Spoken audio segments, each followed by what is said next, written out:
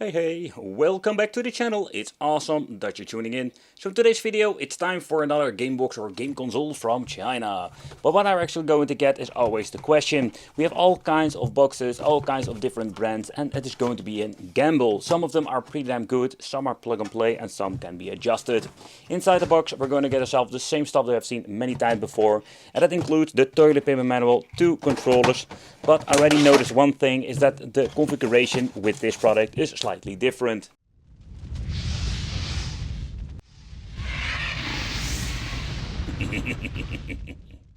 So first of all, this is the Hyperbase A1. Inside the package, we're going to get ourselves the HDMI, a power supply with a switch so we can turn it on and off. That is very convenient. We're going to get ourselves the Android box. So I just want to be clear about one thing, is that you can just grab yourself, for example, a B-Link GT King, a very powerful box, slap some Emulation that you can download for free and configure and make it yourself.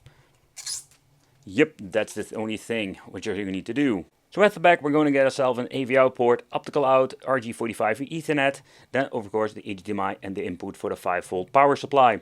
At the side we're going to get ourselves 2 USB ports, 2.0, 3.0, and then here we're going to get ourselves the SD card. The model number of this Android box is the A95X F3 Air. Comes with an Emulation quad-core A55, 4GB RAM and 32GB of internal storage that we're not going to use, because that's absolutely unnecessary and only for Android. We're not going to check the Android box part. To be honest, you should just skip it and use this thing actually like an Android, a game system. So in here we're going to get the manual, or the toilet manual for the controllers, and a quick explanation how everything works. If you want to add some games to this, everything will be explained in the manual. And of course there are tutorials out there also explaining how you need to do this. Quite a nice manual, to be honest. When it comes to the controllers, there we're going to get the biggest gamble. What do we mean? First of all, there are quite a lot of differences when it comes to the quality. This particular version comes with nice quality joysticks. Don't have a lot of resistance, but the ABXY are quite awful in my opinion. Then we're having the D-pad. The D-pad has like this very strange glossy touch to it. Feels kind of weird. Also has an okay travel. At the back we're going to get the compartment for the 2 AAA batteries, and at the bottom the on-off switch. Sometimes you're going to get a configuration that you only need 1 dongle for 2 controllers, but every single controller has their own dongle. So we need to have both USB connections used for the controller connectivity. But okay, what you need to do is you hook it up, just plug and play. But there's one thing I just want to show you, and that's the SD card. There is a little bit of a bummer when it comes to most of the times with these things. I just want to double check. Yep, it's the same story. We're going to get ourselves a 256GB with different sizes, but with these things they're like unbranded and they are very low quality in my opinion. So I would always make a backup out of this. What we're going to get on powering it on, it will automatically boot up into Emulation. If this isn't the case, you're going to have a problem with your SD card. Oh, and another thing. What we're going to get is a really preset image. With this version, it is Emulation 4.6. So when you're looking at the Emulation that is on here, it looks absolutely amazing, where we have a very cool, nice theme. The theme they're using, let's double check it, is the theme that is set to Crystal. Nevertheless, it's a very cool, very nice looking theme itself. When you're going to look into the overall performance, I think it's going to be more of the same that we have seen many times before. And 64 will be problematic with some of the certain games like GoldenEye or another more demanding games. Same with PlayStation Portable and God of War. This is all the way up to, let's say, Dreamcast, that we have great support. But when you're looking at it, the interface absolutely great. So if you're going to look into a certain platform, and that is something I have a mixed feeling. If you have a lot of stuff installed on it, it's going to be a nightmare searching. So you can always adjust it pressing start. Here we can change out the interface. You can mess around with it if you want to. So that's pretty damn cool. With some of the devices we had a problem that everything is fixed and you cannot do anything about it.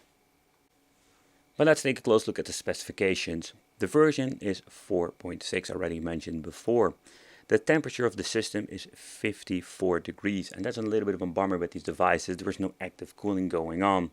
Then we're having the CPU model, and that's the Emulation A95X revision 4 or revision C that has a quad core on the inside. And when you're looking at the GPU, we're going to get ourselves the Mali G31. We're coming back to the game list itself. Here you can see everything has been changed out. This is basically, in my opinion, the best way to like scroll through your games.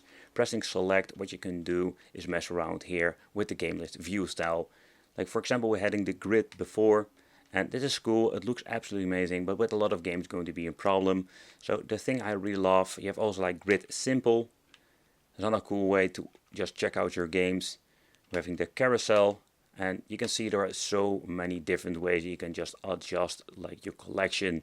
That is pretty damn cool. The box arts have been added to this, and here having so many different ways you can just play. Automatic is one of the ways you can go to, but I really hate it. So let's search with basic.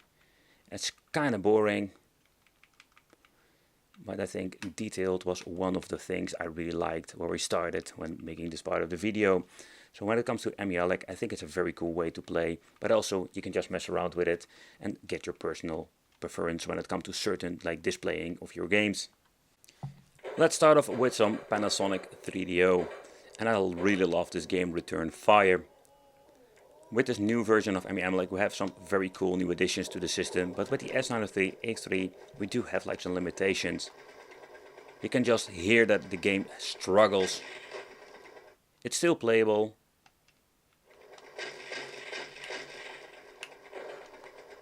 Let's see if everything has been correctly configured. We have some input delay. It can be the game itself. But you can hear that this is not the way how you want to actually play and enjoy this old school classic game. Next off, let's jump into the Thomas Wave just to see how they configured everything.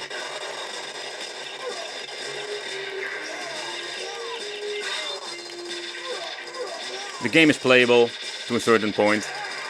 It does stutter and a little bit here and there, but they did an amazing job.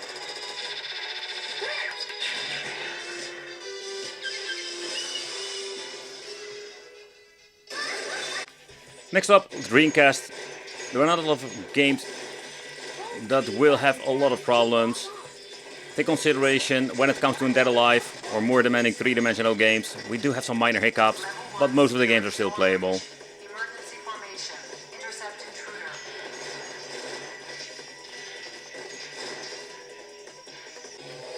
But I just wanted to see what we're going to get with Dead Alive 2. So let's get into this Naomi Systems.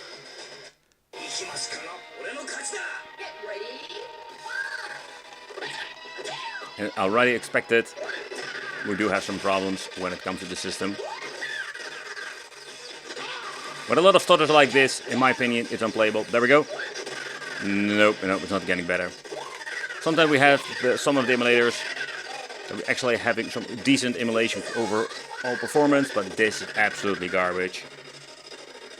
But don't get me wrong, if you're getting a two-dimensional game, that will run just fine. But let's move to the PlayStation Portable, and you can already see some minor glitching going on. The S95X3, doesn't really run that great. Some games are playable. I think mostly the two-dimensional games are playable with the PlayStation Portable emulator. You can hear that it struggles big time. So that's, in my opinion, absolutely unplayable. So what you can do is go back to the menu, but try to reset it. But for me, it doesn't get into the PPSSPP emulator. You can mess around with the phrase skip, getting better like overall results, but these games, like the two-dimensional stuff, run just fine.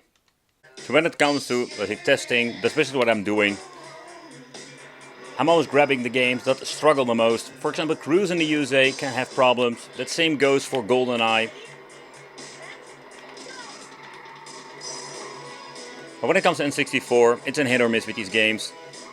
There's some minor things going on when it comes to the frames drops, but Cruise in the USA that struggles a lot on different systems. That runs okay. I think you can rather shut down the music.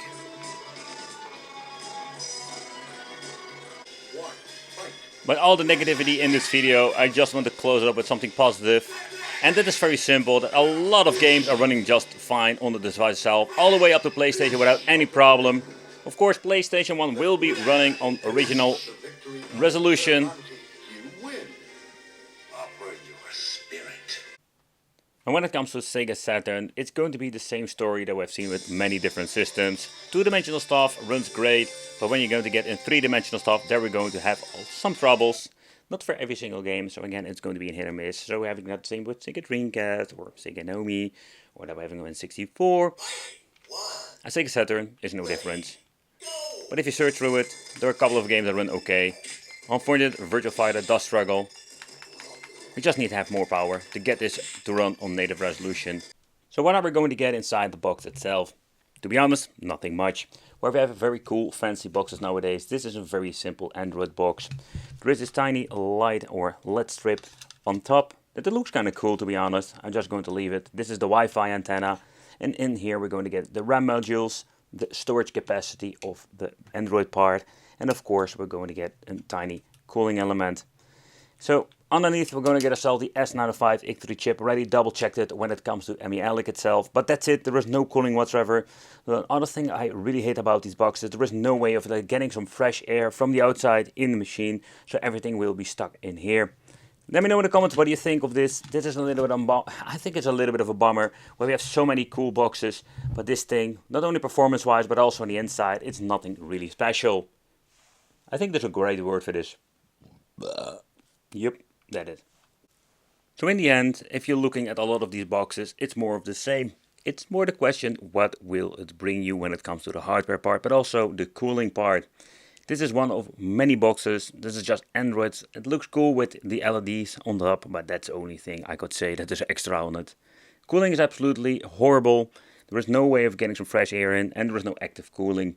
In my opinion, when you're looking at the chipset, there are way better solutions. For example, the Super Console Max Plus series, where you're having active cooling and a very cool looking translucent case. Thank you all for watching. Consider subscribing, hit the little bell, and it would be great to see you in the next video.